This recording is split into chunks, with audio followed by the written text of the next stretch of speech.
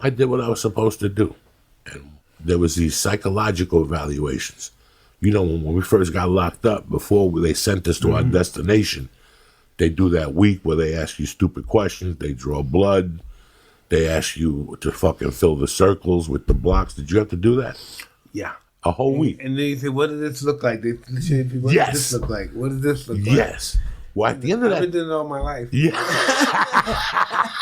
Well, I only had that evaluation once. Because, that's... I watched your Spike Lee documentary. It blew my mind how similar you two were, but it said you were arrested 38 times by the time you were 13.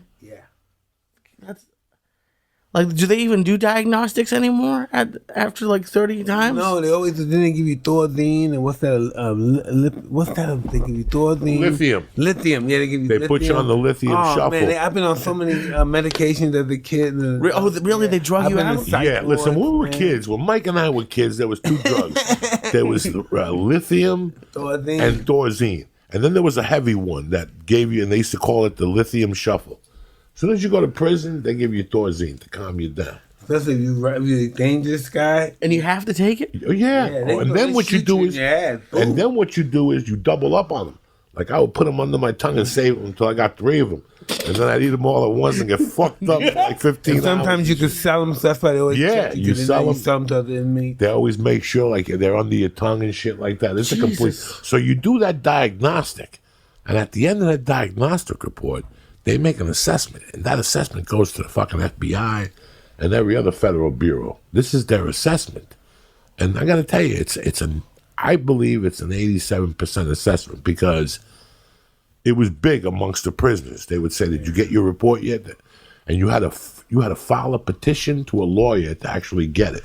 Yeah, mine said I was like a fucking retard and shit. No, it didn't. Yeah.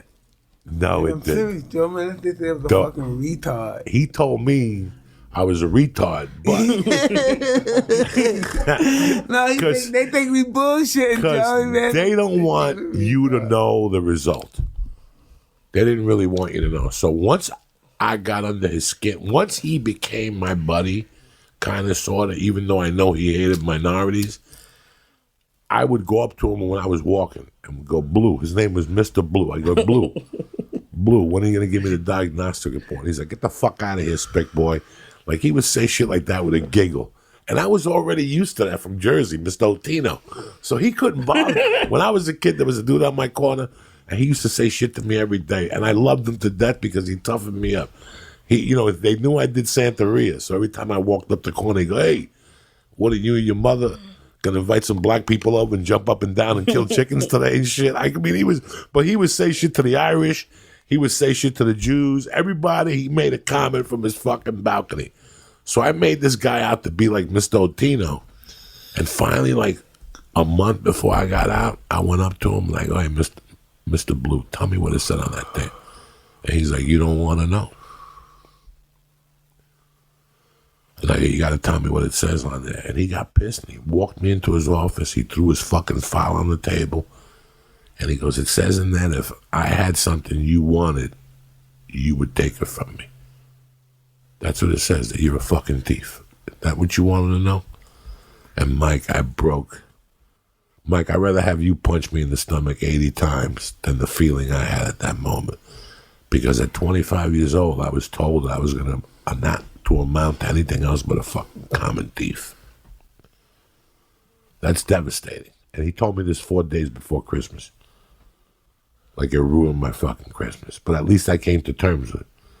I go, if I'm going to be a thief, I'm going to be the best fucking thief there is when I get out of there. I'm going to rob with 3 fucking I was a thief when I was a kid, too. Yeah. And then I got in trouble and stuff. And I always had, coming from places like Brooklyn, people it makes you feel real bad about yourself because it feels like you're a predator and everybody outside of Brooklyn is prey.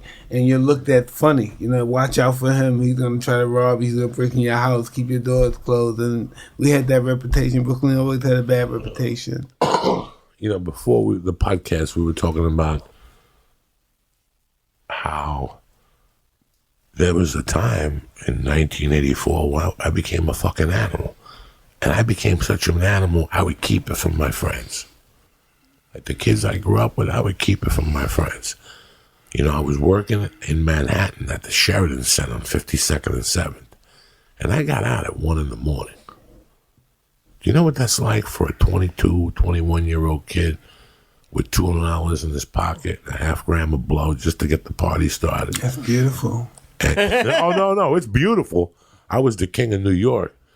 But I did shit those nights that, you know, that went on for like 18 months of nights. I still remember being at a fucking party, Mike. Like they invited us after a club, like the Rooftop. You remember the Rooftop? Very well. You went in there after 11 and it was $17 all you could drink. And after 3, it was $14 all you could drink. And we went home with Paul Newman's daughter. Like, What was that like? not the fucker. We all went back. Partying? Yeah, like it was like a party. She had like an apartment that had different floors.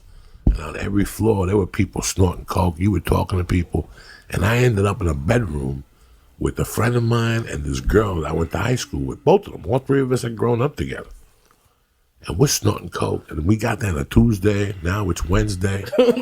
And now it's Thursday morning. We're still Yeah, up. isn't that funny? That cocaine make time flies, right? Fly. Makes it fly. You like Nobody's fucking doing eating, coke. drinking. Everybody's still up. Nobody thinking about fucking. Your dick's fucked up. Your dick's fucked up. But every time you pee, you get a toilet paper and you wash your dick. Yeah. Just in case somebody decides to suck it.